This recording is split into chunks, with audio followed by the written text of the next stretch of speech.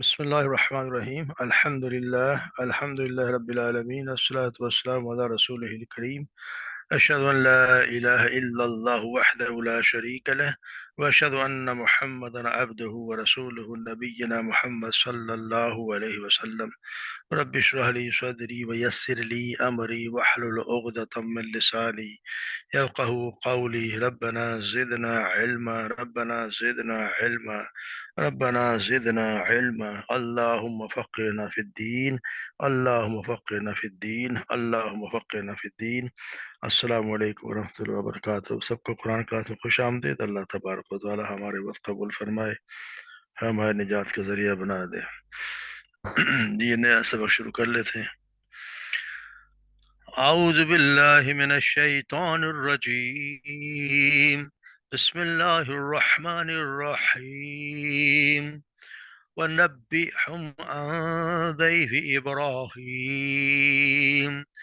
إِذْ دَخَلُوا عَلَيْهِ فَقَالُوا سَلَامًا قَالَ إِنَّا مِنكُمْ وَجِلُونَ قَالُوا لَا تَعْجَلْ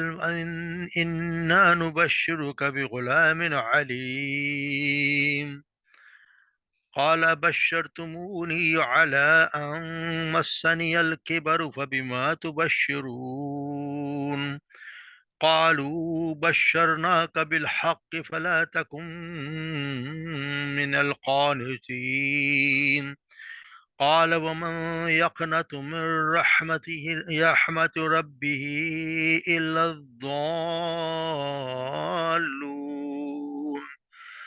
قال فما خطبكم أيها المرسلون قالوا إنا أرسلنا إلى قوم مجرمين إلا آل لوط إنا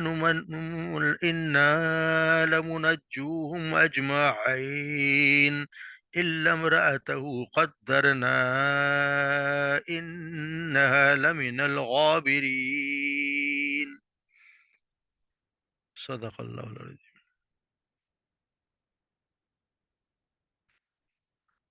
وَنَبِّئْهُمْ، اور آپ انہیں خبر دیجئے، عن ضیف ابراہیم، ابراہیم کے مہمانوں کے بارے میں، اذ دخلوا، جب وہ داخل ہوئے یا جب وہ آئے، علیہ اس کے پاس، فقالو پس انہوں نے کہا سلامن یعنی کہ سلام، قالا تو ابراہیم علیہ السلام نے کہا انا بے شک ہم، منکم تم سے، وجلون ڈرنے والے ہیں، قالو تو انہوں نے فرشتوں نے کہا لا تعجل نہ آپ ڈریے، انا بے شک ہم، نبشرو کا ہم بشارت دیتے ہیں آپ کو، بغلام علیم ایک بہت زیادہ علم رکھنے والے لڑکے کی، قال ابراہیم علیہ السلام نے کہا فبشرتمونی کیا تم مجھے بشارت دیتے ہو، علی اس پر کہ ان مسنی الکبر جب کہ میں پہنچ چکا ہوں بڑھاپے پر، فبما تبشرون تم مجھے کیسی بشارت دے رہے ہو، یعنی کہ تم کیسی بشارت مجھے دے رہے ہو، قالو انہوں نے کہا بشرناک بالحق ہم بشارت دے رہے ہیں آپ کو حق کے ساتھ، فلا تکم اور نہ آپ ہوں، من القانتین شک کرنے والوں میں سے، یعنی مایوس ہونے والوں میں سے آپ نہ ہوں، قال ابراہیم علیہ السلام نے کہا ومن یقنتو، وہ جو کوئی یقین نا امید ہوتا ہے، من رحمتی اس کی رحمت سے، ربی اپنے رب کی رحمت سے، الا الضالون اور نہیں کوئی اور مایوس ہوتا ہے اپنے رب کی رحمت سے مگر وہی جو الضالون جو گمراہ ہو، یعنی اللہ کی رحمت سے صرف گمراہ لوگ مایوس ہوتے ہیں، قال فما خطبکم پھر ابراہیم صلی اللہ علیہ وسلم نے کہا فما خطبکم کیا معاملہ ہے تمہارا یا کیا ارادہ تمہارا، ایھا المرسلون اے بھیجے ہو یعنی یا رسول ہو یا فرشتوں کیا تمہارا معاملہ ہے، کیا مہم تمہارے ساتھ، قالو انہوں نے کہا انا ارسلنا بے شک ہم، ارسلنا ہم بھیجے گئے ہیں، الا طرف قوم مجرمین مجرم قوم کی طرف، الا آل لوط سوائے آل لوط کے، یعنی ہم سب مجرم قوم سوائے آل لوط کو اس کے بھیجے گئے، انا بے شک ہم، منجوہم اجمعین ہم جو ہے وہ ضرور بچانے والے، منجوم ان کو بچانے والے ہیں، اجمع سب کو، الا امرأتہ سوائے اس کی عورت کو، بیوی کو، قدرنا، یعنی اللہ نے مقدر، ہم نے مقدر کر دیا، یعنی اللہ نے کہا ہم نے مقدر کر دیا ہے، انہا بے شک وہ لمن الغابرین، وہ یقیناً وہ پیچھے رہ جانے والوں میں سے ہوگی۔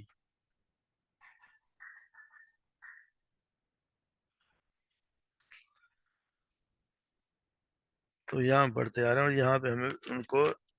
مشرکین مکہ کو یعنی سنائے جا رہے ہیں دو واقعات، دو نبیوں کے بارے میں جو فرشتے آئے ان کے بارے میں یہاں پہ ان کے بتایا جا رہا ہے۔ تو یہاں اصل میں ابراہیم علیہ السلام اور ان کے ساتھ ہی قوم لوط کا واقعہ اس غرض کے لیے سنایا جا رہا ہے کہ ان کو سمجھنے کے لیے، اگر ہم دیکھیں تو سورہ کے ابتدائی جو سورہ آیات 7 اور 8 گزری ہیں، اس میں کفار مکہ کا یہ قول اللہ تبارک و تعالیٰ نقل کیا ہے کہ وہ آپ صلی اللہ علیہ وسلم کہتے تھے کہ اگر تم سچے نبی ہو تو ہمارے سامنے فرشتوں کو لے کر کیوں نہیں آتے؟ تو اس کا مختصر جواب وہاں تو یہ دے دیا گیا کہ فرشتوں کو ہم یوں ہی نہیں اتار دیا کرتے، انہیں تو جب ہم بیچتے ہیں تو حق کے ساتھ ہی بیچتے ہیں۔ اب یہاں پہ ہم اس کا تفصیل جواب ان دونوں قصوں کے دیا جا رہا ہے۔ یہاں انہیں یہ بتایا جا رہا ہے کہ حق جو ہے تو وہ یہ ہے کہ جسے لے کر فرشتے، یہ یعنی ابراہیم علیہ السلام کے پاس بھی حق لے کر آئے، اور لوط علیہ السلام کے پاس بھی قوم لوط پر بھی وہاں پہ پہنچے تو حتوس حق لے کے وہاں پہ بھی آئے۔ تو یہ کہنے یہ کہ اب تم خود دیکھ لو کہ تمہارے پاس ان کا کون سا حق لے کر آتا ہے۔ ایک ابراہیم علیہ السلام کے پاس حق لے کے آیا جس میں بیٹے کی بشارت تھی، اور ایک دوسرا حق قوم لوط کے پاس لے کے آیا جس میں قوم کے لیے عذاب تھا۔ اب تم خود ہی دیکھ لو تمہارے پاس میں کون سا حق لے کر فرشتے آ سکتے ہیں۔ ابراہیم والے حق کے ساتھ کے لیے لائق تو یہ کہ ظاہر بات ہے کہ تم ہو نہیں، تو اب وہ اس حق کے ساتھ فرشتوں کو بلانا چاہتے ہو جسے وہ قوم لوط کیا یہاں نازل ہوئے تھے، تو پھر دیکھ لو کہ پھر انجام کیا ہوتا ہے۔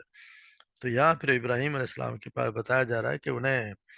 فرشتے ابراہیم علیہ السلام کے پاس انسانوں کی شکل میں مہمان بن کر آئے اور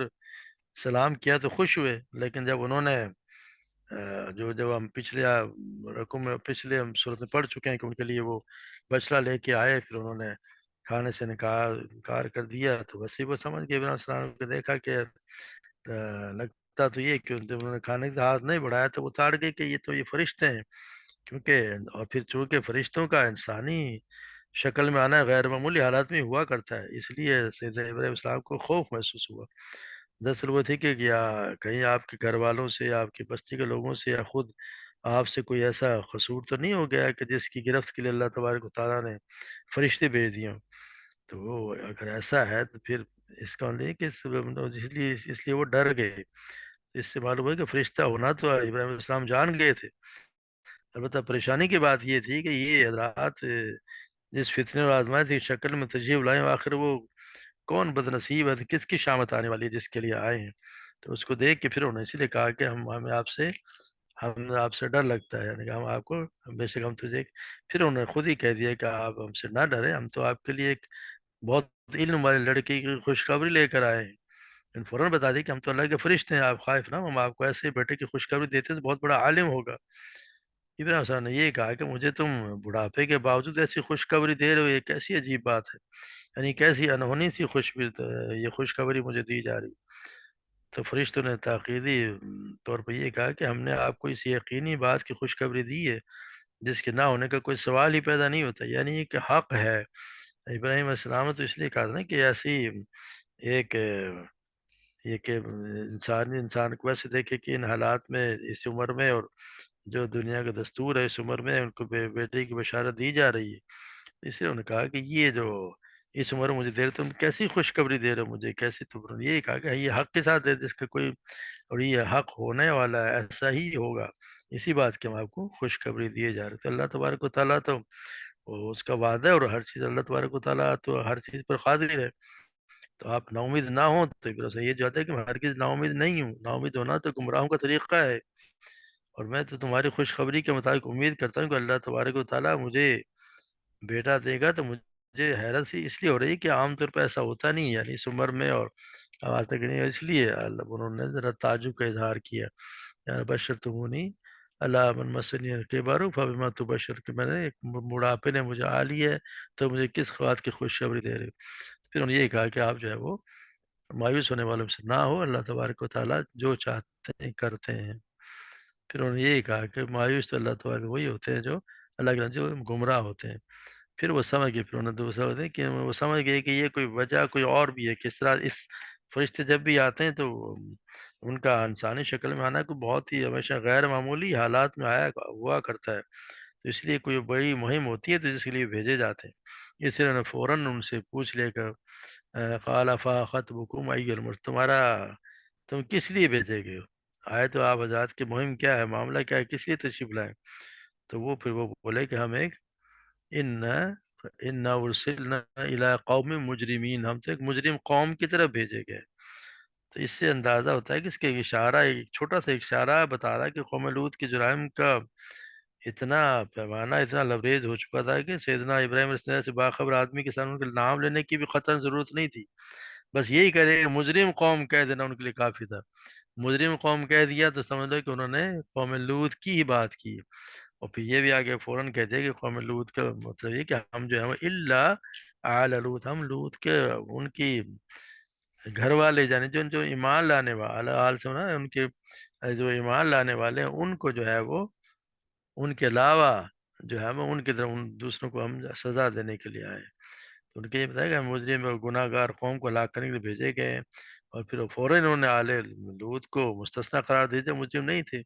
اور تاکیدی طور پر کہہ بھی دے کہ ہمارے لوط کو یقیناً نجات دیں گے۔ تو آل لوط سے مراد ان پر ایمان لانے والے تھے، اسی لیے آگے بتا دی گئے کہ الا آل لوط ان منجوہم اجمعین، ہم سب کو بچا لیں گے، ہم ان سب کو، یعنی سب ایمان لانوں کو بچا لیں گے، الا امراتہ، سوائے اس کی بیوی کے، یعنی جو بیوی جو ہے ان کی وہ ایمان نہیں لائی تھی تو اس کو ہم نہیں بچائیں گے۔ اب یہاں دیکھیں جو ایمان نہیں لایا اس کو آل سے بھی نکال دیا گیا ہے، یعنی کہ وہ ان کی بیوی تو ہے مگر جو ایمان نہیں لے کے آئیں تو اس کو وہ کافروں میں شمار ہو رہی ہے، اس کے علاوہ کہ ہم اس کو ہم ضرور چھوڑ دیں گے، اور یہ اللہ کی طرف سے بتا دیا گیا کہ یہ اللہ تبارک و تعالیٰ ہم نے طے کر دیا ہے کہ بے شک یقیناً پیچھے رہنے والوں میں سے ہے، جیسے ہم پڑھتے ہیں نا، جیسے سورہ تحریم میں پڑھیں گے ضرب اللہ مثلا للذین کفروا امرأۃ نوح و امرأۃ ثمود، کہ اللہ نے ان لوگوں کے لیے جنہوں نے کفر کیا نوح کی بیوی اور لوط کی بیوی کی مثال بیان کی، کانت تحت عبدین من عبدنا، وہ ہمارے بندوں میں سے دو نیک بندوں کے نکاح میں تھیں، صالحین جو ہمارے نیک بندے تھے، ففقاتا وخانتاہما فلم یغنیا عنہما من اللہ شیئا، پھر ان دونوں کے ساتھ خیانت کی، خیانت کو لیکن ان کی ایمان نہیں لے کے آئے، تو وہ اللہ سے بچانے ان کے کچھ بھی کام نہ آئے، یعنی کہ وہ نبی ہیں اس کے باوجود بھی اپنی بیویوں کو بچانے کے لیے بھی فلم یغنی ہے، وہ یہ بالکل کام نہیں ہے عن ان دونوں کے لیے من اللہ سے، اللہ کے مقابلے میں کچھ بھی، وقیل ادخلا النار، اور کہہ دیے گئے ہم دونوں سے ادخلا کہ ہم دونوں داخل ہو جاؤ النار، آگ میں مع داخل ہونے والوں کے ساتھ، یعنی تم دونوں آگ میں داخل ہونے والوں کے ساتھ۔ تو یہ اندازہ لگا لیں کہ ایک نبی کی بیوی ہونے کے باوجود بھی وہ یہاں پہ بچائی نہیں گئی، کیونکہ وہ نبی پہ ایمان نہیں لے کے آئی، تو جو شخص ایمان نہیں لاتا اس کے بچنے کا کوئی امکان ہے نہیں۔ یہ جو ہمارے یہاں لوگوں کو دلاسے دیے جاتے ہیں کہ فلاں صاحب کے مرید بن جاؤ، یا فلاں کی یہ فلاں کے خاندان سے ہے تو وہ تو بخشایا ہے، بلکہ وہ اگر خاندان سے تو وہ لوگوں کو بخشواتا پھرتا ہے کہ جی بس میرا ہاتھ پکڑ میں سب کو بخشواتا ہوں، یہاں ہمیں اگر قرآن پڑھیں تو اندازہ ہو جاتا ہے کہ جو انسان ایمان نہیں لائے گا اللہ اور اللہ کے رسول پر، اللہ پر ایمان نہیں لائے گا،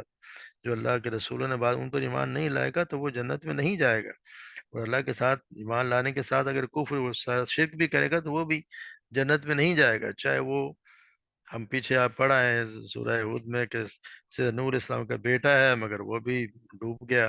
اور وہ بھی کافروں کے ساتھ شامل ہو گیا، تو یہاں لوط اسلام کی جو ہے بیوی ہیں وہ بھی دوزخ میں جہنم میں جا رہی ہیں۔ اس سے اندازہ یہ ہوتا ہے کہ یہ کسی کا نسب کام نہیں آئے گا، کسی کی پیری مریدی اور کسی کا ہاتھ پکڑ لو تو جنت میں لے جائے، کوئی نہیں لے کے جائے گا، اس کے عمل ہوں گے، صالح عمل ہوں گے، اور اللہ کا فضل ہوگا، اور اللہ کا فضل انہیں پہ ہوگا جو توحید پہ اپنے ایمان پہ قائم رہیں گے، اور اللہ کے ایک اللہ کی وحدانیت پہ یقین رکھتے ہوں گے، وہی لوگ ہیں جو جنت میں جائے گا، ان کے سوا کوئی جنت میں داخل نہیں ہوگا، چاہے وہ ابراہیم علیہ السلام کا باپ ہو، چاہے نوح السلام کا بیٹا ہو، چاہے یہ دو نبیوں کی، دو بڑے بڑے نبیوں کی بیویاں ہوں، یہ سب اگر ایمان نہیں لائے یہ سارے جہنم میں جانے والے ہیں۔ آپ دیکھیں گے جو آپ صلی اللہ علیہ وسلم کے چچا بھی اگر ایمان نہیں لائے تو ہم ان کے لیے تو بلکہ ان کے نام سے آیا تبت یدا ابی لہب، اس کے تو ہاتھ ٹوٹ گیا، نامراد ہوا، ابو لہب کا نام لے کے بتایا کہ وہ جہنم میں جائے گا، اور اس کی بیوی بھی یعنی کہ آپ صلی اللہ علیہ وسلم کی چچی بھی، وہ بھی جہنم میں جائیں گی۔ تو اس کا یہ میں نے سنا ہے کہ کسی کے ان باتوں میں کسی کے نہ ہے کہ فلاں صاحب کہ فلاں کا یہ نسب ہے تو وہ بخشوا دے گا، تو فلاں ہمارے یہاں جو بنے ہوئے ہیں سید و شاہ صاحبان یا پیر مریدی، کسی نے نہیں بخشوانا،